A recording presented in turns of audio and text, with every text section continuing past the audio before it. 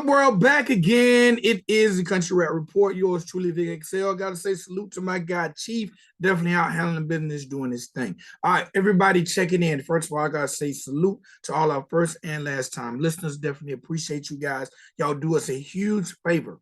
Do us a huge favor. Make sure you subscribe to the channel. Get in the comments. Hit that like button and make sure you share the show. Sharing is caring. If you like the content, share it with a friend. All right, what we do right here at the Country Report is we are the trendsetters and catalysts when it comes to introducing the world to what's popping in the genre of country rap. All right, now me and Chief, a lot of times when you check out the show, we're going to give you some of the best dialogue when it comes to the moving, shaking, and what's happening in the genre of country rap. We'll also give you the best, the worst opinions, not the best and worst opinions. We give you our reviews, our opinion, our commentary on some of the best and worst videos in the genre of country rap. And we also give you what I'm about to give you today, and that is exclusive interviews with artists that are definitely doing their thing when it comes to this genre of music. The genre of country rap has an amazing fan base. It's like family over here. It's like connecting with people's soul. We embrace each other, we appreciate each other's music, and we just help get it to the next level. And today is no different than any other episode on the Country Rap Report. So, ladies and boys and girls, welcome to the platform, artist Blake Banks. What's going on, my guy? What's going on, bro? Appreciate you bringing me on. I've been wanting to link up with y'all for a minute now. Hey, man, I'm so happy for you to be here, and especially right on the eve of a brand new project. Yep. Got a brand new single coming out tomorrow. So I wanted to hop on here and let you guys know about it first. You know what I'm saying? Okay, but look, we're going to do more than let the people know about this single. I like to dive deep into an artist's career, where you come from, who you are, what make you do what you do. So we're going to end it with the project, but we're going to give these people a walk in the day in life and the times and the travels and the journey of Mr. Blake Banks. First thing I got to ask. No, not even ask. First thing I want to say is I'm very humbled to have you here. So thank you for giving me this time. Yeah, appreciate it, bro. Likewise. All right, Blake Banks, where are you from? Is that water? That's water. Yeah, it's shine. No, it's water. I know, because I be on that hoot. I ain't no telling. Non-conflict water. You know what I'm saying? I'm waiting for the right sponsor to come through with that right dollar amount. You know what I'm saying? And then I'll put the brand on there. But when we doing the interviews, you know what I'm saying? It's just clear. Gotcha. Hey, same thing. If I can't, if it's got to be my name or nothing. Yeah, I like it. But where is Blake Banks from? And first of all, has anyone ever told you? Off the banks of the Mississippi River. I was born in Davenport, Iowa. So really? It's where the Quad Cities are. So the Quad Cities are Davenport, East Moline, and it's right there where Iowa and Illinois kind of connect right there. About an hour and a half outside of Chicago. Mm-hmm. So I grew up there, and it's like a city of like 250,000, you know. You can get into any regular shit that you can get into anywhere else. But still like the rural, you can be out in the, you know what I mean, out in the country within 5 minutes, you know what I mean? It's basically, it's not a big city. I live in Los Angeles now, you know what I'm saying? So it's a little bit different. So yeah, I grew up there, and you know, I started making music around like 12 and shit like that. Around the early age of the internet, when people were first starting to make their own music and kind of put it out there, way before like SoundCloud and all that stuff, you know. So I was like 12, and then by like 16, I was, you know, a tour in the Midwest and just booking my own shows and just kind of just navigating my way around, and just that was on MySpace, you know what I'm saying? So that's just kind of what I did all around through the Midwest. So a lot of the promoters and a lot of the cats that have been doing shit for a minute, they'll know me around the Midwest because I've been putting in work since I was like 16. I'm like 33 now. So I just turned 33. So. All right, hold on. Let's rewind. Most 12-year-olds are either playing sports in the rec league. No, we wasn't. Or playing video games. Like, you're making music at 12? Where did the talent come from, and how did you even realize you had it? Well, I grew up listening. So like when I was 12, so you gotta do the math. Like when I was 12, I don't even think Eminem had like really dropped yet. You know what I mean? So there wasn't like really white rappers. So I was like big on Master P and all that shit. So like, Nah. I was like big into like the whole no limit shit. Like so like that was like third, fourth grade. Like I just kind of like soaking up all that shit. It was like or just around the neighborhood, around the park. You know what I mean? All the kids that I grew up with. You know what I'm saying? Put me on at the older kids and shit like that. So I was big into No Limit, and then shit. But I was like, as soon as I seen the Eminem, I was already writing my raps. You know what I'm saying? But as soon as I seen like My Name Is by Eminem, I remember like my babysitter showed me it. She was like eighth grader or some shit. She was like, "You ain't heard this yet?" I was like, "Whoa!" Like you know what I'm saying? Like that's when it just kind of was just like, damn, this is like I was 9 years old when you know what I'm saying? Like 9, 10, 11, you know what I'm saying? So I just started just making shit. And then we had a computer mic you plug into there. You would have dial up and then you would download like Cool Edit. You'd get the crack version off the internet, download some beats off of mp3.com or LimeWire or Kazaa or some shit. And then I had homies that had Fruity Loops. You know what I mean? There was other little producers, young kids like me that was doing shit around my neighborhood. You know what I'm saying? Okay. So as we all just kind of came together and that's how we did it, you know? All right, but how did you realize you weren't trash? Huh? How did I How did realize? you realize you were not trash? How did you realize you were good? Shit. You couldn't tell me shit. Like, you know what I'm saying? You couldn't tell me I was trash. Like, you know what I'm saying? Like, I probably was trash, but like that's just like, but at the same time, who's anybody to call you trash if they ain't Absolutely. either? Like, you know what Absolutely. I'm saying? So it's kind of you just gotta take it at what I guess face value, and you know what I mean. Everybody's got their own motherfucking opinion, so I just kind of kept moving. You know, a lot of people fall off because one person calls them trash, and they don't ever want to make music. You know what I'm saying? So they constantly insecure, self-conscious about their music. You know what I'm saying? Whereas I've been making music since I was 12, so I don't give a fuck. You know what I'm saying? This is kind of who I am. You know what I mean? Okay. How did you tell your parents? Or like, is anybody in your family musically inclined? Or, was mom and dad like, Oh, what is Blake and yeah. that doing? Like, My dad is one of the largest Johnny Cash tribute groups. Like he's oh, co-signed by the Cash family and everything. But like he did through like he was from like age 16 to like I'd say like his 40s. He played like USO tours and shit like that, kind of cover band shit.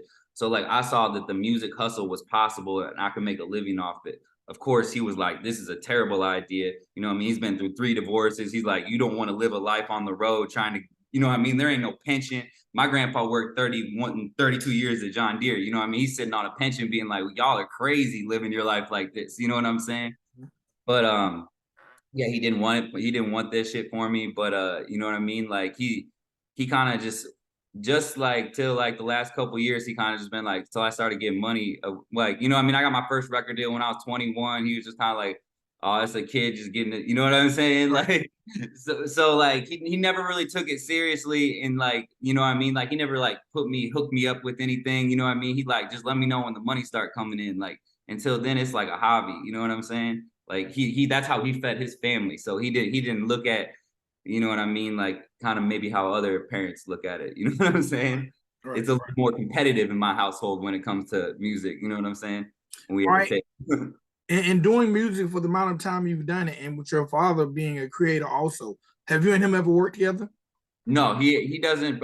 He's probably only written like 3 of his own songs and shit like that. So he does a lot of covers and does like a lot of country music festivals and a lot of honky tonk. You know, what I mean, he's on RFD TV. It's just kind of a different thing, you know. Right, But right. I'd be open to it. You know what I'm saying? If you come with the right amount of money, we can. You know, we You can would make. charge your dad? Hey, I just did a Christmas show with him. I just did a Christmas show with him out in North Dakota. He had me sing what song? What was on? Was it Run Run Rudolph? He had me on stage doing Run Run Rudolph with a full band. I killed that shit. Go on my Instagram. You can watch the full version. What was it like for you to be on stage, share the stage with your pops? I liked it because gets to see like, oh shit, I get to impress him. You know what I'm saying? That's what I like doing. Yeah. That's dope. That's dope. That's Yeah, dope. like I said, it's competitive, so we always trying to like shit on each other. You know what I'm saying? Yeah. All right, now we're gonna go back. We're gonna go back. So now you've been introduced to Eminem. Mm-hmm. But I was And listening to like Redman, Busta Rhymes, like all that shit before that shit. But okay, that's when but I saw Eminem, I was like, oh, there's a guy that because like I can't be Master P. You know what I'm saying? Like, and there been Vanilla Ice, you knew about him, but there wasn't like a white dude besides like almost like I think then like later on that year, like Lil White dropped like Doubt Me Now. You know what I'm saying? You saw that shit in the back of like the Source or some shit like that.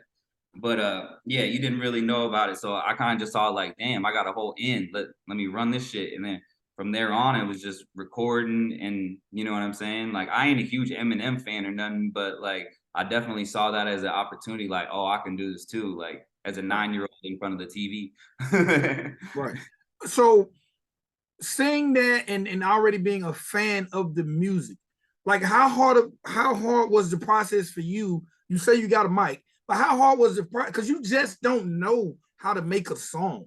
Mm-hmm. Like, so how hard was that process for you to teach yourself how to record, to find beats, and to actually carve out something that is later going to become a career? Shit, like, bro, like that's a good question because I feel like artists go through stages where they take it seriously. You know what I'm saying? Like there's that stage when you're like 12 and trying to figure it out. So we'd make like little freestyles, we write a little 12s, then we know a chorus, a 16 bar verse, you know what I mean? Then we know the chorus has to be 8 bars and shit like that. And we jacking beats off, like I said, the internet.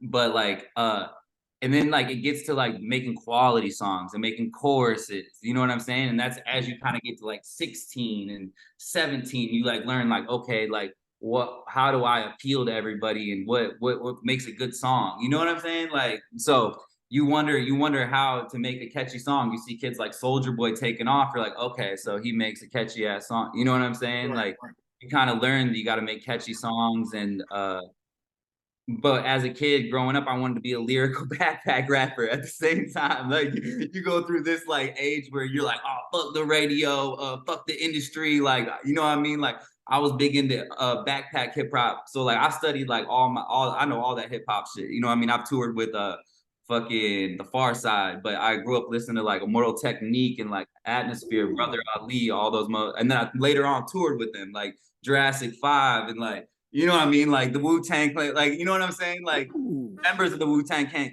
kill a priest. Like, you know what I'm saying? So like, I really did my homework when it came to this shit too. You know what I'm saying?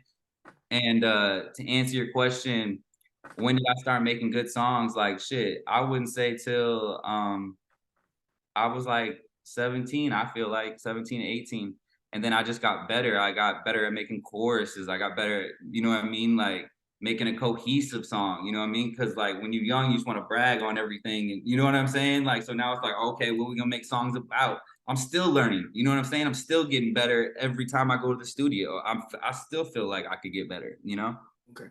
All right. So you come up in the culture of all these super dope lyricists. Man, you just named Immortal Technique.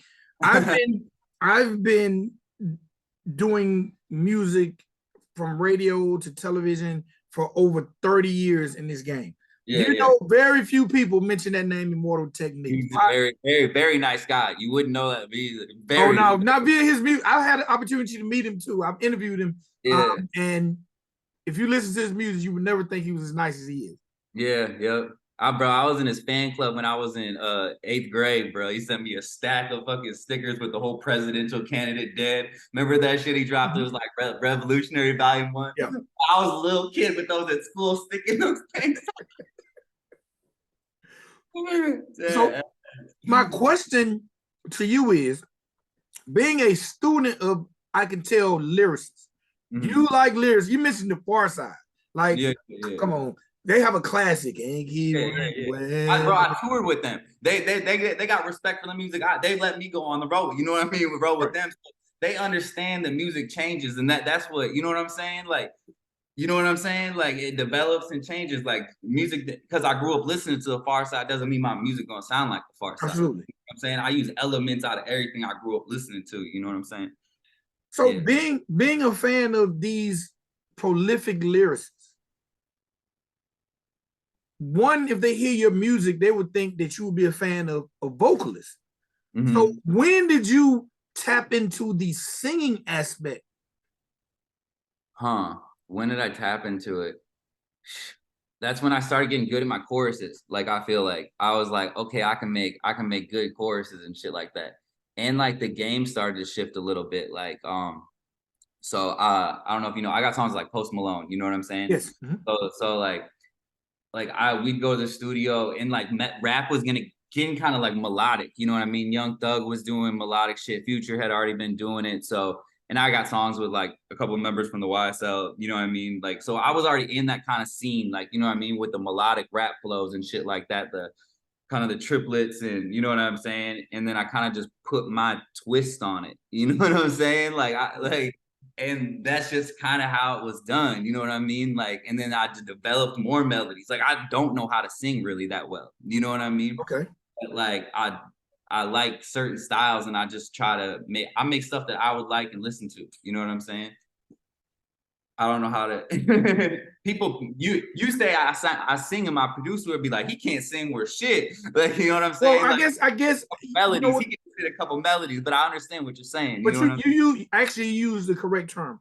It's really more melodic. It's a melody thing saying? because to me, I don't consider Post Malone this prolific singer, but I love his music because the melodies and the Yeah. melody for me creates such a vibe. And Which is the same as approaching it as a flow, because a flow is essentially a melody. The way you're gonna hit the beat and then ride the beat. You know what I'm saying? We just slowed it down and hit it with, you know what I mean, singing it kind of and stretching it. You know what I mean? And that's just music developing. I feel like, you know what I mean, the rap quote. You know what I mean, just rap in general. at what point in your career though did you say, you know what? I know I write good hooks. Let me try my hand at this. Like just like singing on the choruses too, Yeah, yeah, yeah. on the verses too. Well, if you listen to my shit, I kind of go back and forth. So like I'll hit them like 4 bars, 4 bars straight bars, then hit them with a melody, then end it with some bars. You know what I'm saying? So like, uh, I just knew it was catchy. You know what I'm saying? I knew it was catchy and people liked it. You know what I mean? And I thought it sounded good. Most importantly, you know what I'm saying? There wasn't a point. It's just like that's what sounds good. That's what I try to make. You know what I'm saying? Okay, now you know what I've also noticed?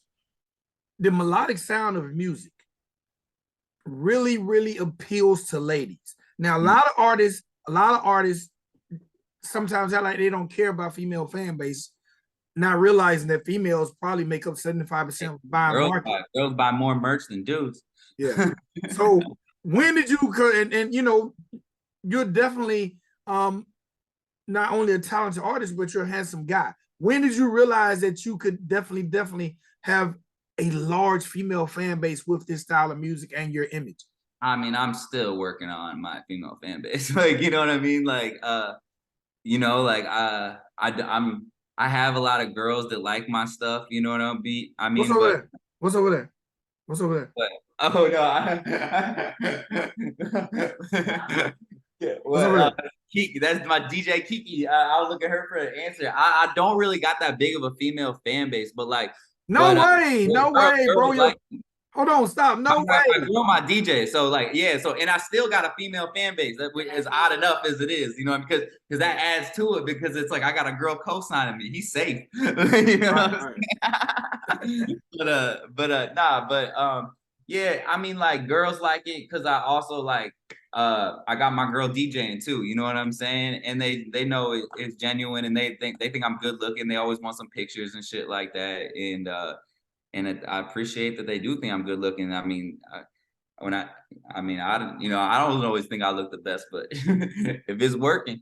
Okay, so you actually incorporate a DJ. Like how? What made you If even do I that? could do a band like how all these people told. But when I went on the tour of the Moonshine Bands, they like, you need a drummer, and I was like, nah, I got a girl. That's like a whole band back there. Ain't nobody trying to see a sausage fest. Everybody got a sausage fest behind them. I got a girl singing backups and DJing my shit. You know what I'm saying? So how'd you go about doing that though? Was that a conscious effort or did So she my already girl DJ? didn't even DJ. She didn't even DJ. All right. First of all, I'm gonna take it back. My girl booked me. She booked me, Kiki. You can find her. She does all my shit. She's I'm all over. trying to find her on Instagram, DJ Kiki. Yeah. I killed Kiki. So Kiki, she booked my first show in LA. She booked Doja Cat, Iggy Azalea, like a lot of their first shit in LA. And then she booked one of my first shows. Then we got together like 7 years later. And so we'd go on the road and she'd be working the merch booth and I'd be like, oh fuck, like she'd be taking pictures of me, but all the dudes like looking at her and I was like, hold up, we gonna figure this out. So I was like, well, we just gonna buy you a DJ setup and just put you on stage. And then gradually she's figured out how to DJ and then sing. She knows all my tracks. She's my biggest fan. Like, you know what I'm saying? Right. So yeah, so that's just how we rock. And then it's cheaper overhead to tour and everything like that. You know what I'm saying? And Absolutely. it is dope because, you know, I mean, people like a couple, you know what I'm saying? All right, now having the experiences you have, being on tour as well as creating with artists like Post Malone, like Farside, like what have you learned from those experiences? Moonshine Bandits, like there's an array of artists you've worked with, been on tour with, like, and it's not Yeah. just one genre. How Yeah, have you been able to spread yourself around? like even like seeing like Jelly's. I'm gonna tell you, everybody's journey is different. Your rise, your fall, your fucking everybody. You know what I mean? I toured with G-Eazy when I was younger. You know what I'm saying? He took 10 years. You know what I mean? Whereas Post was about 2 years. You know what I'm saying? But everybody's rise and everybody's fall and everybody's fucking medium plateau is different. You know what I'm saying? And it's just all about falling in love with the journey and fucking being happy at the end of the day with the art you're creating and fucking creating a sustainable income that can go on. You know what I mean? You can be like the Far Side and still tour when you're older. You know what I'm saying? All right, all the people you've worked with, Mm-hmm. who has been your favorite, whether it's collabing or on shows? My favorite, probably fucking Mickey Avalon. Mickey Okay. Avalon, doing a lot of shows with him right now. You know who Mickey Avalon is? Yes. The my dick. Yeah, he's just super, super genuine, super like I deal with a lot of like rappers and like a lot of these. I'm not friends with a lot of these dudes. I don't kick it with rappers. I don't make songs with them a lot. I ain't trying to click up, you know what I'm saying? None of that shit. You know what I mean? But he's just super genuine where I can have a conversation with him and you know what I mean, like sit down where it don't feel like he got a guard up or nothing weird. You know what I'm saying? Yeah. Right. Right. I'm not even gonna ask you who your least favorite, but if you like to tell, you can. No. I ain't got at least. I ain't got nothing bad to say about nobody. Okay. I ain't gonna answer, but if you want to just blurt it out. Who's your least favorite? Who's on your Um, shit list right now, bro? huh? I said, who's on your shit list right now? I ain't gonna say, cause I'm trying to get them off. Huh? You're trying to get them on? I'm trying to get them off. I was catching up on the drama on the channel, and I was like, damn. And I was like, shit, I saw there's some drama. Yeah, no. Every I think I used to have another co-host. Is it another couple? Is it another couple? Nah. Okay. Huh. Everybody likes Vic. Everybody Yeah. likes. Yeah. And I'm not little. When they meet me, they like, oh, he's kind of brolic. Like, Where do you stay at? in I Atlanta. didn't ask you that you're a YouTuber. What what Oh Virginia? no, you can. So look, so let me say this because I'm a radio guy first. So Okay. all the YouTube and all this is new to me. Yeah. So I'm used to being touched and not touched. But I'm like, Being even able to be touched. yes, and then plus I have a music background from management and shows and stuff like that. So yeah. the YouTube stuff is I'm worse at YouTubing and all that as opposed to I come from hanging posters on trees. Yeah. You Can outside with it. yeah, I'm definitely I'm the original outside with it. Like I got I got plaques on the wall, and things I like. And so I don't mind telling. I'm from Atlanta. Like I'm outside all the time because I've never. This whole world of insulting people and like that's new to me because you had to be careful because you gonna get they gonna so like even now, especially in Atlanta, even now for me, conflict resolution. Like I don't really do the internet thing. Like I'll get in your inbox like, hey, I dropped my number. Like call me. Like I don't, because I have kids and I have grandkids. And I'm like, hey man, don't slander me online. Like my family see this shit. They don't know what you're talking about. Yeah, it's not that serious. Yeah. So, I'm trying to adjust, but I really like anybody I put in front of me, I generally like I don't want to just talk to you today. I want to be able to watch your career, monitor your career when you got things going on. We build like to me, this is gonna sound crazy and morbid. When I leave this earth, I want to have a super funeral. And what I mean by that is I want so many artists that I've talked to and affected in a positive way to be there and feel like we lost a real one. So Yeah. to me, I'm not a go along to get along guy. I was worried about my funeral turnout. Do you really? Yeah, I ask sometimes. So I'm gonna ask you a Go crazy to a question. funeral. You ever go to somebody's funeral and you're like, damn, I thought there was gonna be more people here. Shit. You know what? I went to a funeral, but no, I haven't went to that. Who promoted this shit? Right? Like he should come back and give him 30 more days to crank this thing up. I went to a funeral yesterday. I lost a very close friend in the music business. Sorry to hear that. And thank you. And his funeral was like I knew how many people he affected, but seeing the funeral, I was like, shit, it's double. You know, he was a music industry guy. And I was like, man, this is the kind of send off I want. I wish, and it's gonna sound crazy, and I'm turning this about me. I wish the creator would give us a like a test run on our funeral. I wish it was a way that we could like come see it. I'm sorry. That is not. I don't think that's a request. It ain't gonna happen. If you had one wish, that's what it'd be. To see my funeral, yeah, man. What happens if it was a rainy day? They wasn't able to get the speakers out. I'm gonna tell them, hey man, y'all promoted this shit wrong. Y'all promoted this shit wrong. But no, just to me, I live by the motto of being a good person. So I say all the time, even prior to the internet, when people don't like me, it's probably because I wouldn't allow them to do something to manipulate me. I'm manipulatable, but I'm real. Like, you know what I'm saying? Like me and you, like you hit the inbox, I'm like, look, let's make it happen. Yep. I didn't throw no price tag at you, or you know what I'm saying? Let's do it because I want to be able to help any way I can in someone's career. And that could be as simple as a conversation.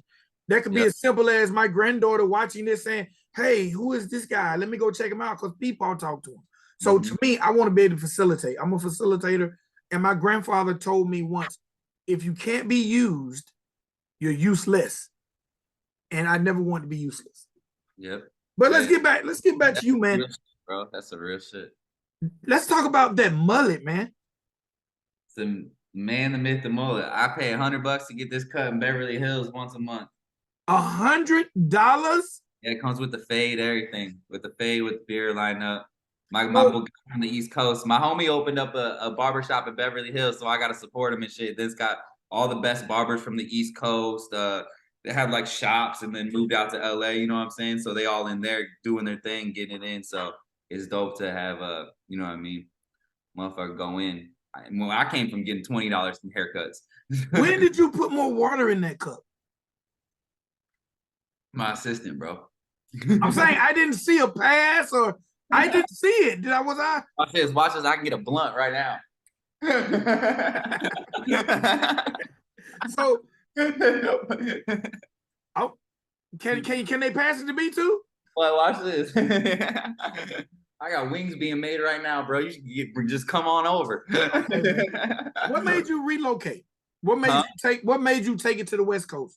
And at what age did you take it to the West Coast? 2020. All right, so bro, this is crazy. I'm just gonna, because I haven't told this many people that. So basically, like, and there it goes.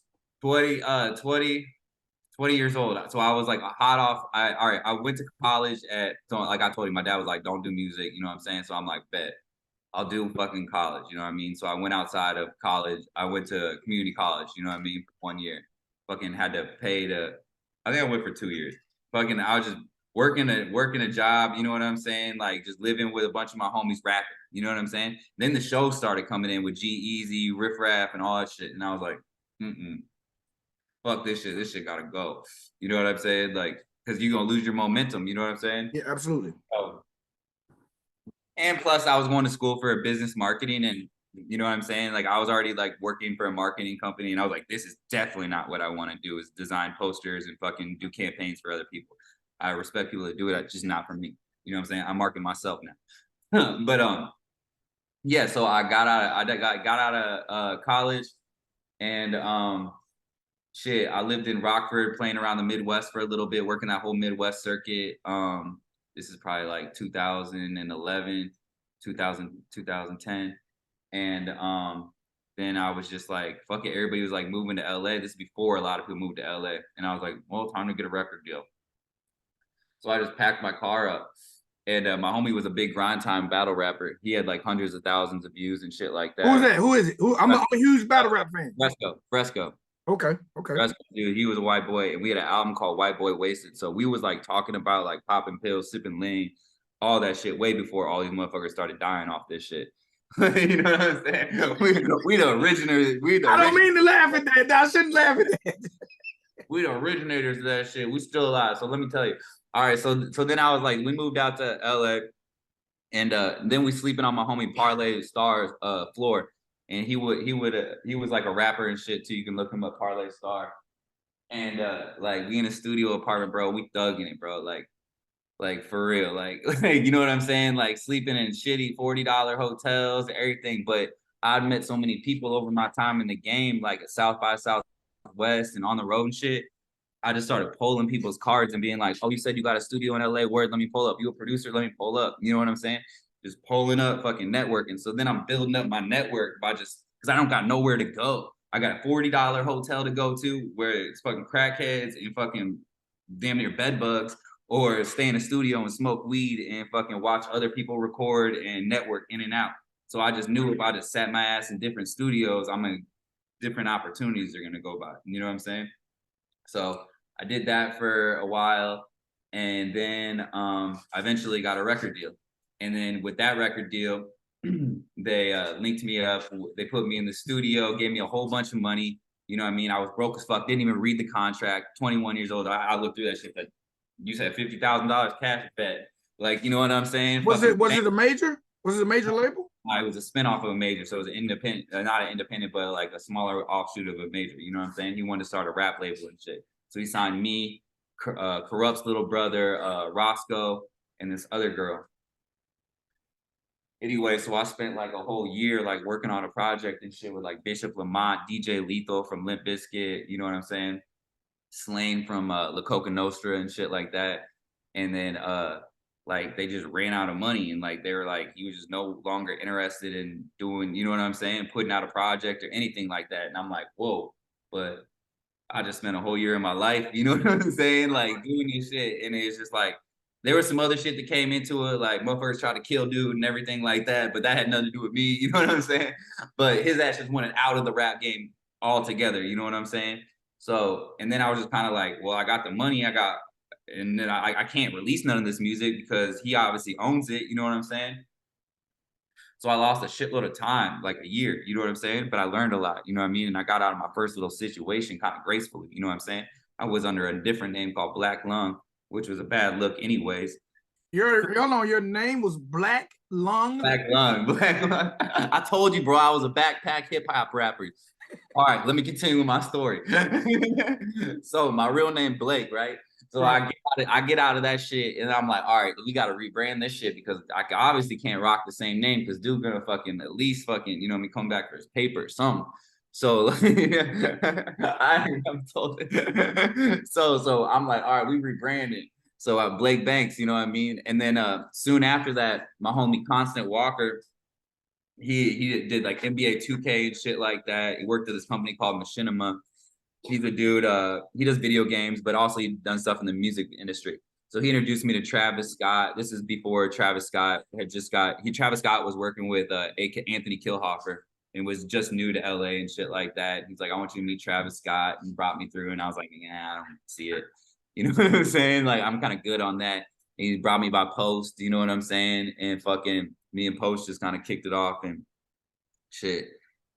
We made a couple of joints, and then I was basically like on my ass, like, I don't know what I'm gonna do. I'm just gonna put out a new album independently because he made beats too. So I'm like, well, you can produce this shit, and then I'm gonna put a couple beats on a song with you on it, like, because you my homie, you know what I'm saying? You ain't drop nothing, but I know you're talented, you know what I'm saying? So we're gonna drop these. I'm just gonna drop my project and just keep it moving because now I'm back in LA. Doing what I have to do to fucking pay rent now with no record label money, you know what I mean? Like fucking just like I'm starting over from scratch damn near under a new name. So I dropped that shit, and then Post Malone popped off with White Iverson like 2 months later. Yeah, fucking shit. And that's fucking then I just kept maneuvering, you know what I'm saying, my own way, fucking doing songs with different. What was the question? What was the question? Who's talking about basically what took you to LA? Yeah, You're answering it. You're telling your that story. all took me to LA. That all took me to LA. All of that, and that's where how I ended up in LA. That's like how I ended up in LA. Yeah. Can So I ask you? Can I ask you about a song that you released in 2017?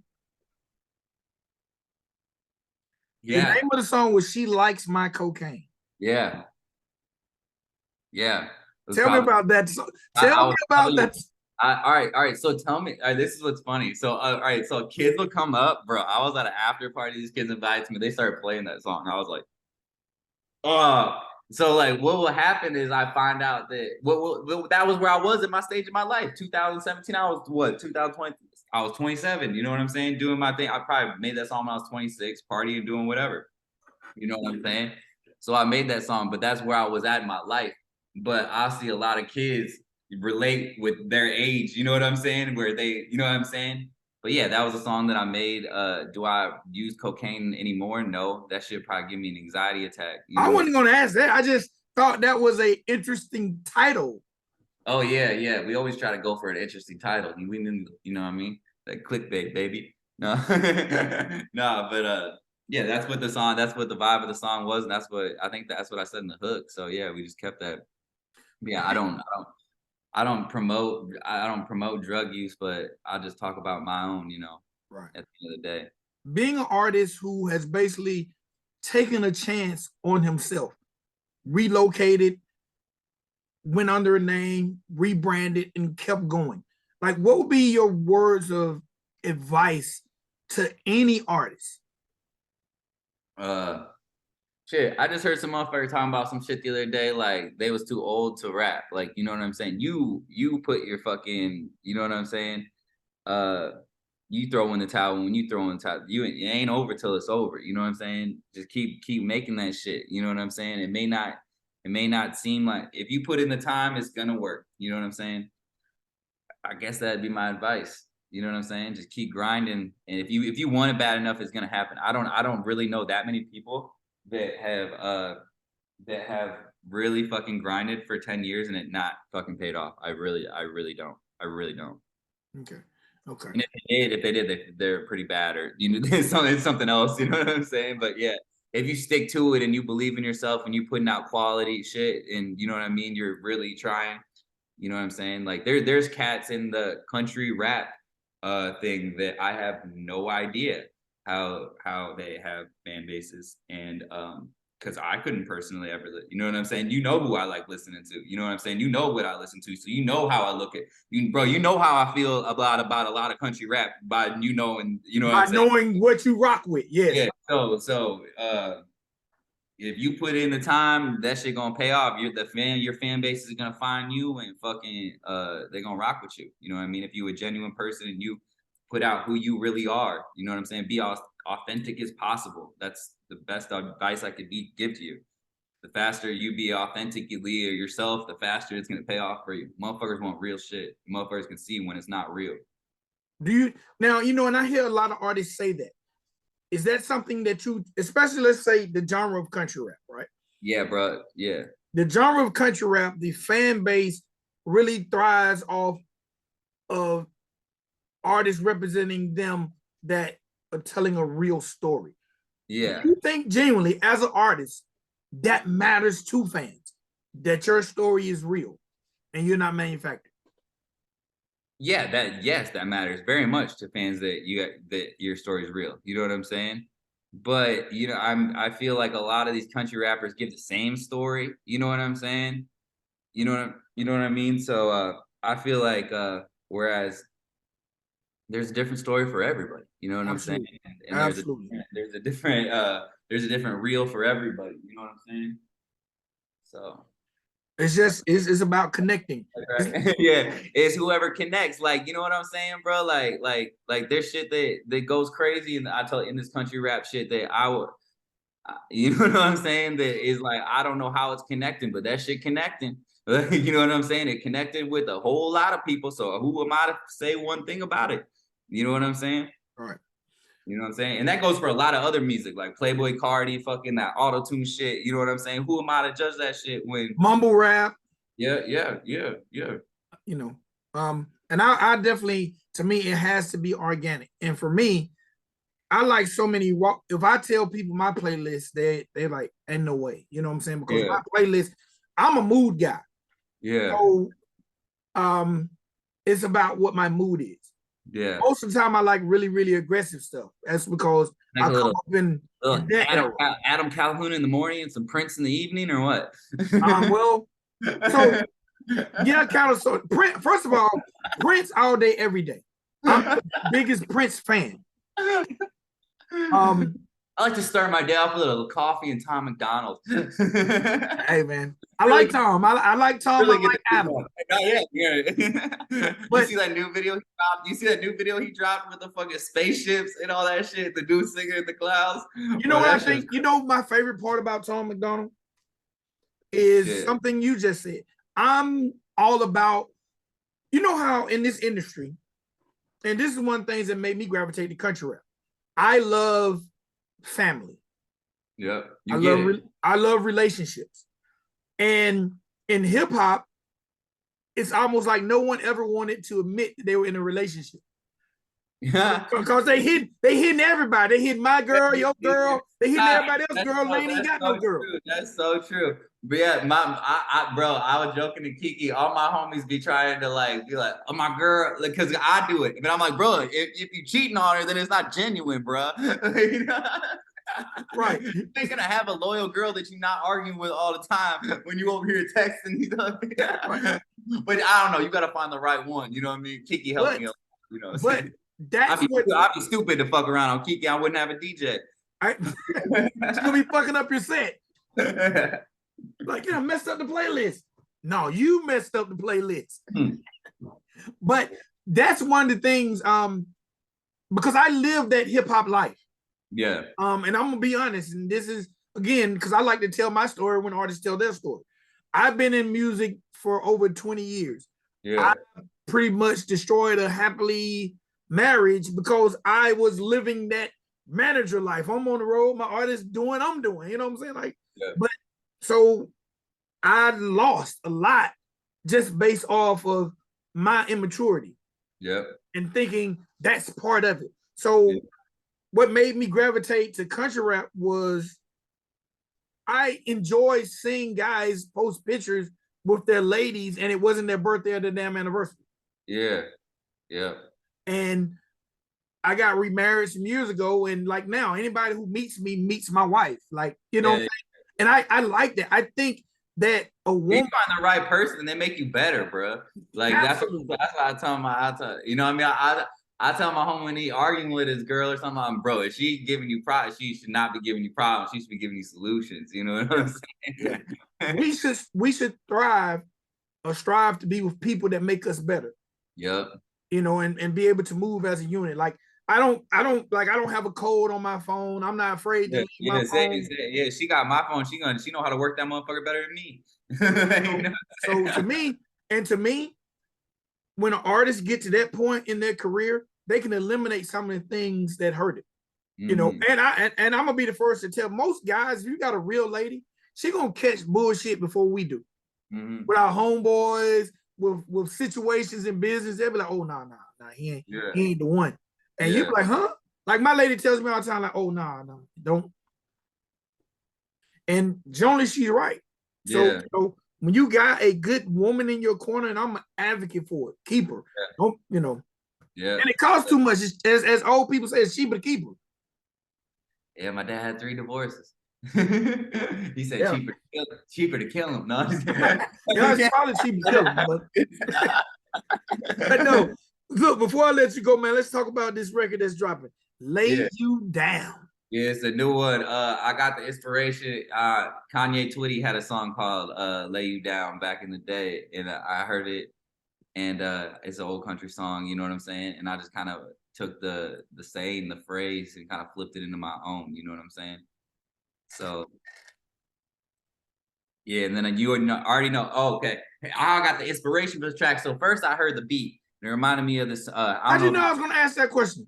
Yeah. So first I heard the beat. It reminded me of have you ever heard the album Black Rock by fucking the Black Keys and then Def Jam? I feel like Dash did it. They you got the Yeah, Black Dame Keys. Dash did. Yeah, Dame Dash did. And then Raekwon had a joint on there called Stay Off the Fucking Flowers, where he just like went crazy and it just set off this crazy vibe.